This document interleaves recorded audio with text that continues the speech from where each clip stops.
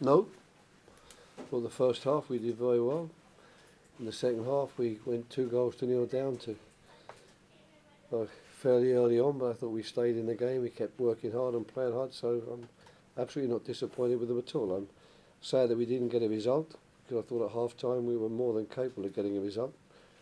But it's all about goals, and Everton got them and we didn't, so they win the game. But there's no question for me of being disappointed in the team. I thought they did as much as I expected them to do, but it would have been better for me if especially the first 2 goals hadn't come their way, because I think we would have been able to continue as we'd done in the first half and restrict their chances.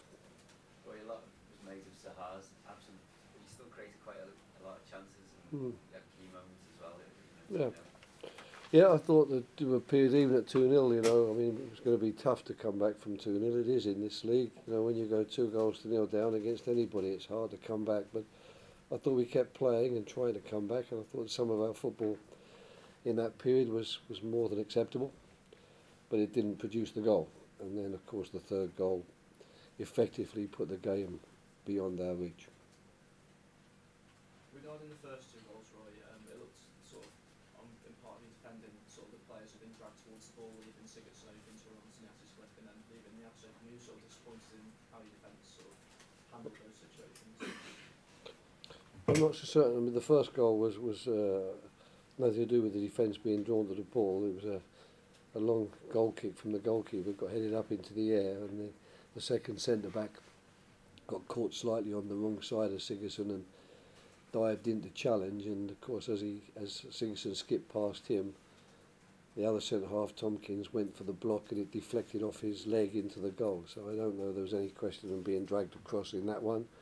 And the second one was very simply a question of we were controlling the players. We had enough players around the ball in the far corner of the field, but unfortunately the ball got slipped in and Andros Townsend got caught on the wrong side of his man, and that enabled the ball to be crossed and them to score the goal.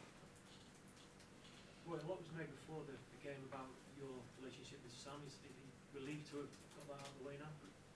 Yes, I mean, Sam called me on Friday. What day is Saturday? Yes, called me.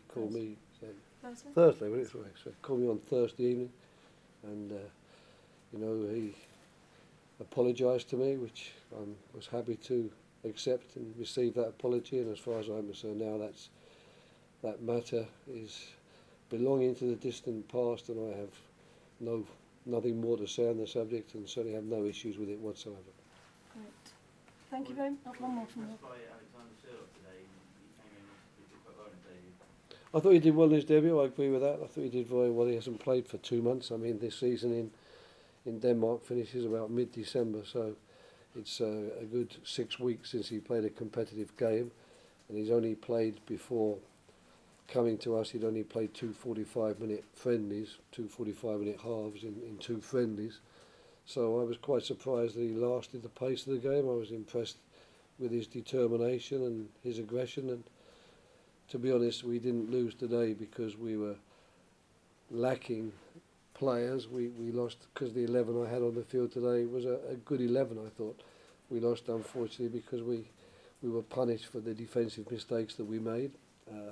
Don't forget, all goals are defensive mistakes. There are no goals you can't trace back to a defensive mistake somewhere along the way.